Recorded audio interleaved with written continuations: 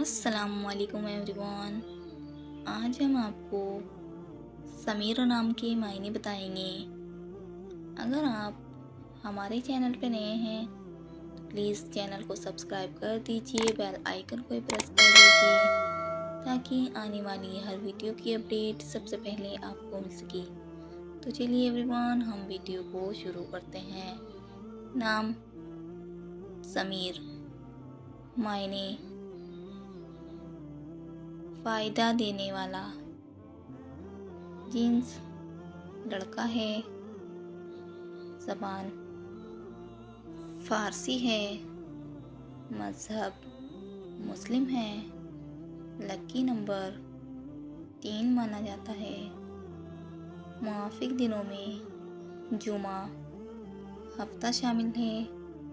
अब हम आपको समीर नाम का फुल मतलब बताएंगे। वीडियो में आखिर तक बने रहें, वीडियो को बिल्कुल भी स्किप ना करें। तो चलिए एवरीवन, हम आपको समीर नाम का फुल मतलब बताते हैं।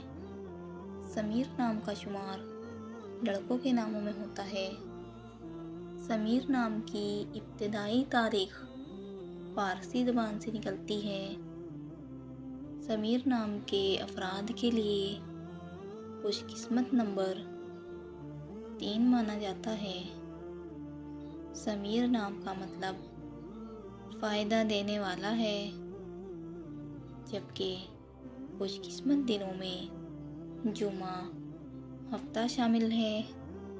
अगर आपको हमारी वीडियो पसंद आई हो तो प्लीज़ वीडियो को लाइक करें, चैनल को सब्सक्राइब करें।